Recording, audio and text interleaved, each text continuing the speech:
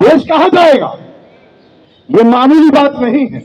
हम सब जो मिले हैं, अगर वो लोग संजीदा है अपने बच्चों को लेकर, जब घर से निकले हम लोग तो याद रखें कि अगर आज हमने काम नहीं किया तो हमारी जो बहन बेटियां हैं, हमारे जो बच्चे हैं, हम लोग सबसे पहले दुश्मन है उसके।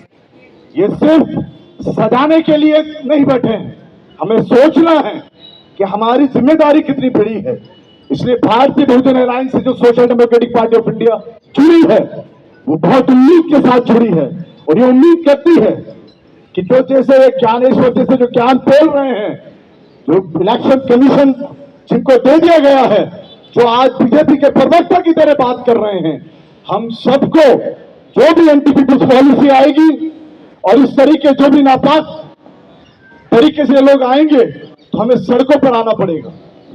राहुल गांधी आज बोल रहे हैं, उन्होंने जो वोट चोरी की बात की है, उस वोट चोरी को हम समर्थन देते हैं, लेकिन इससे कई साल से हम लोग इसको बोलते चले आ रहे हैं वोट चोरी हो रही है। आप 15 से 25 तक जितने भी आर्टिकल उठाकर देखेंगे, समानता का, स्वतंत्रता का, धर्म की स्वतंत्रता का जो तमाम अधिकार हैं, लेकिन कुछ बातें हुई यहाँ पर, उन पर बात करते हुए सबसे पहले जो यहाँ पर हमारे जिम्मेदार जो चोर हैं वो दलाली करने लगे हैं और बड़े बड़े मकाम पर बैठकर जो अंग्रेजों की दलाली करते थे उनको लाल किले से उनके बारे में बहुत तारीफें करने लगे हैं, जिनकी इस देश की आजादी के लिए उंगली भी नहीं कटी और उन्हीं से प्रभावित होकर पहला हिंदुस्तान का आतंकवादी, भारत का आतंकवादी नाथुराम गोडसे निकला था। ये वो लोग आज हमको हमारे देश की स्वतंत्रता को खा रहे हैं, याद रखना। इसलिए जब ये हम बात कर रहे हैं संविधान और लोकतंत्र को बचाने की, तो याद रखिए कि जो आइडिया ऑफ इंडिया था, जो हमारे बुजुर्गों ने शहादतें दी, जेलों में गए, वो क्या सोच कर गए थे और हम क्या कर रहे हैं। इसीलिए जो अभी अडानी को 9,000 बीघा आसाम के अंदर जमीन दी है और वही 14,000 घरों को जो ट्राइबल्स हैं, शेड्यूल कास्ट हैं और माइनॉरिटीज हैं, उनको वहां से निकाल दिया। इसके पहले 3,200 बीघा जमीन वहां पर दी और जो वहां पर मुसलमान रहते थे धुबरी के अंदर 2,000 परिवारों को बाहर निकाल दिया। ये चल रहा है देश में। आप सब यूएपीए को जानते हैं, अनलॉफुल जो एक्ट है, जो प्रिवेंशन एक्ट, जिसके लेकर तमाम माइनॉरिटीज को, खासतौर पर मुसलमानों को, सरदारों को, कई दलित भाइयों को अर्बन नक्सलाइट्स के या अर्बन नक्सल के नाम पर जो हालात कर रहे हैं और जेलों में डाल रहे हैं। आप सोचना चाहिए कि जो लोग सोच रहे हैं कि जो एसआईआर है, जो सर करके लेकर आए हैं, ये भी तो एक यूएपीए का रूप है। आपको साबित करना पड़ेगा कि आप देश के नागरिक हैं। आपका जो वोटर लिस्ट में नाम है, वोटर आईडी, उसको नहीं मान रहे हैं। देश कहां जाएगा?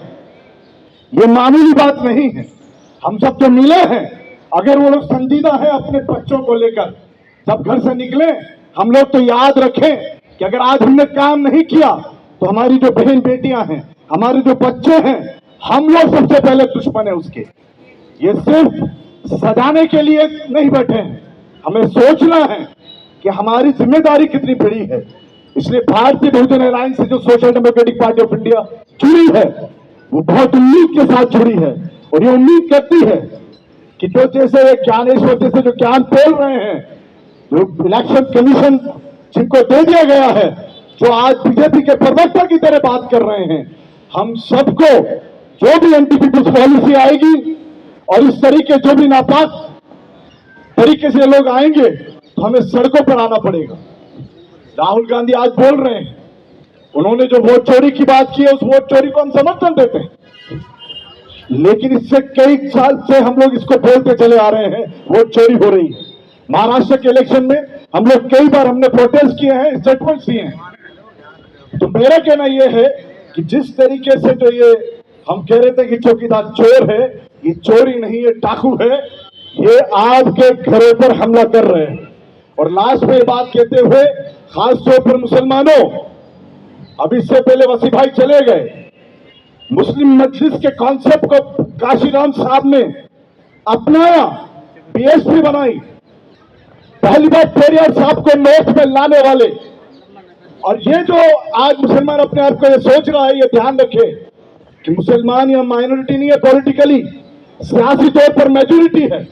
और मैं तमाम हमारे जितने भी एससी ओबीसी भाई हैं उन्हें ये खास तौर पर यकीन दिलाना चाहता हूं कि आने वाले वक्त में भी आपके साथ कंधे से कंधा मिलाएंगे, और अगर मुकाबला करना पड़ा तो आपसे पहले सीना लेकर हम लोग आगे आएंगे। आप ये मत सोचिए कि मुसलमानों पर ये अत्याचार करते रहेंगे और पीछे हटते रहेंगे। ये बाबा साहब ने जो संविधान दिया है और जो लोकतंत्र दिया है, इसको मजबूती से हम लोग आगे लेकर अपनी जिम्मेदारी को निभाएंगे। बहुत बहुत धन्यवाद, शुक्रिया, जय हिंद, जय भारत, बहुत बहुत शुक्रिया।